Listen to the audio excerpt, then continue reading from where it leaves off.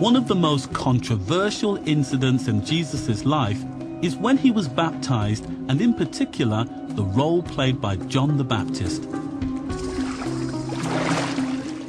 I believe that John is absolutely crucial to the story of Jesus and how he begins his messianic mission to change the world.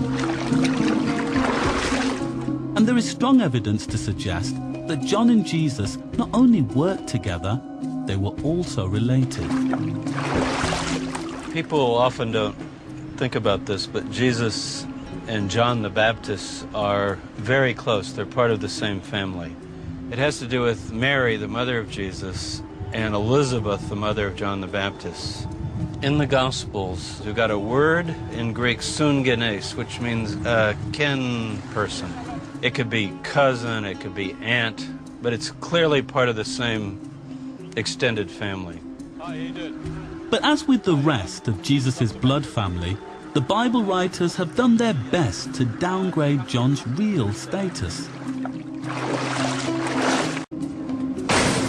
Today, the site of Jesus' baptism is a closed-off military zone on the River Jordan, and you need special permission to visit it. The idea of Jesus having a real blood family was too dangerous for the early church fathers, as it challenged his divine status. So they simply removed them from the story. I think what happens with the family in general is once you exalt Jesus and Mary to such a heavenly position so that they're barely human, if human at all, then there's this tendency not only to lose sight of the others, but to even deny their importance. Oh, wow. But I believe that as well as Joseph and Mary, Jesus had 4 brothers, 2 sisters, aunts, uncles, nephews, nieces, and at least 1 cousin. John's mentioned, but only to point to the main guy. You picture John as pointing to Jesus, when in fact he was the inaugurator. He was the one who instituted the movement that Jesus joined. Amazingly, in the Bible, there is a crucial passage in the Gospel of Luke in which Jesus talks to a crowd of people and acknowledges John's key role. What then did you go out to see? A prophet? Yes, I tell you, and more than a prophet. Now, there's no one except Moses that's ever called more than a prophet in the Bible. Being a prophet is very great. So in effect, Jesus is saying, yeah, he's a prophet, but he's more than a prophet. He said he's the messenger that was promised that is coming to prepare the way of the Lord. Later, in the very same passage, Jesus emphasizes John's importance even further. I tell you, among those born of women, none is greater than John. But this idea that John could be greater than Jesus was just too dangerous for the editors of the Bible. So an extra phrase was later added to put John down, a phrase that didn't exist in the earliest source of this saying. I tell you, among those born of women, none is greater than John. Yet the one who is least in the kingdom of God is greater than he.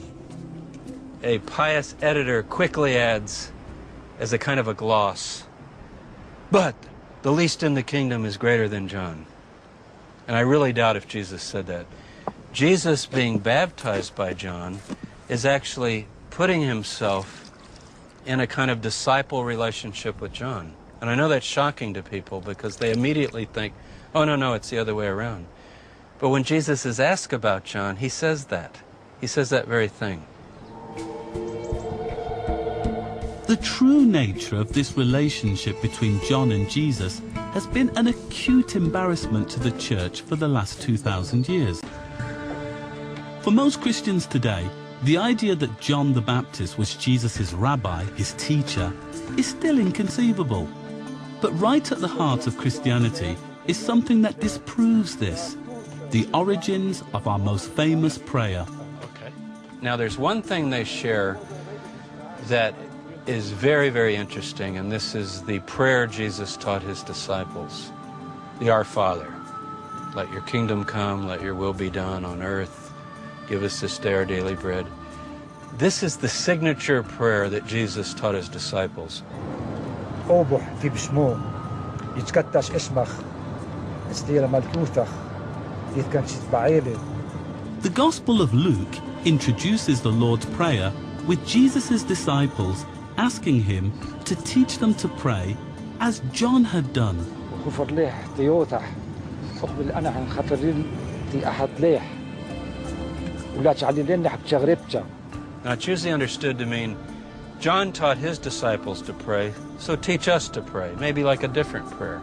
But if you look at the Greek, it can very well imply, teach us that prayer that John taught his disciples. And I think if you look at the elements of the prayer, you can make a very good case that Jesus and John both share this prayer as kind of, I would call it the core of their message. هوش والعلم العلماء آمين. So maybe John first came up with that prayer. Just a few miles from John's traditional home, there is new physical evidence of the importance of his role in Jesus' life story. In 1999, while conducting a routine archaeological survey, Dr. Shimon Gibson found the opening to an ancient cave. So, this is the cave of John the Baptist. Wow, please come in. The cave contains archaeological evidence that it was used for ritual baptism during the time of Jesus and John. Do you feel that there's been an attempt to downplay the role of John and John's work as a baptizer in the New Testament? Clearly, those who are dealing with the writing of the Gospels are interested in the Jesus story. That's their goal. And they're only interested in John the Baptist insofar as it helps along the story.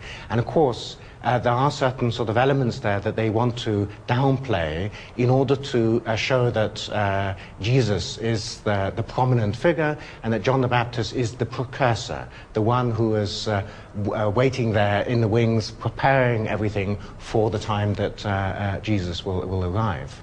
But there is an interesting relationship between John and Jesus, and really the career of Jesus only blooms, if I may put it that way, after the death of John the Baptist, that John the Baptist is clearly in command up to that point.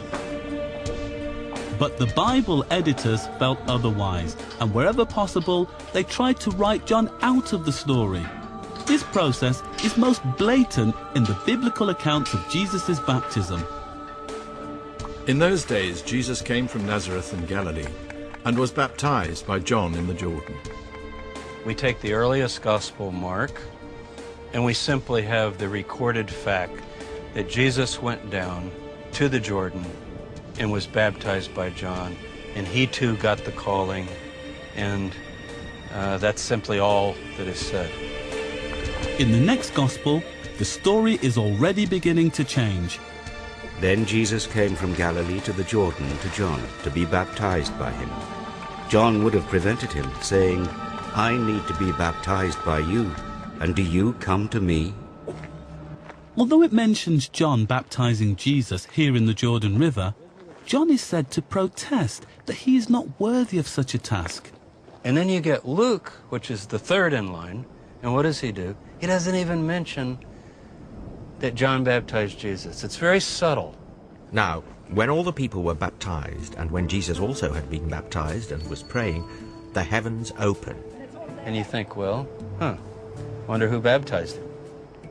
And then you get to the fourth stage, which is the latest, Gospel of John, and there's no baptism mentioned at all. Where John baptized Jesus? Yes, here. This side. The standard way of looking at it is Jesus is the main character, and he goes out to meet John, and John simply introduces him, almost like on the side of a stage. He says, here's Jesus, and then he walks off. But if you understand it in its context, it's actually flipped around. It's the opposite. John is the prophet. In fact, Jesus said, you think he's a prophet? He's more than a prophet. Ever since Jesus was declared God, the Church has struggled with the balance between his divine and human natures. And it is the divine that has won out. The losers were John the Baptist and the rest of his blood family.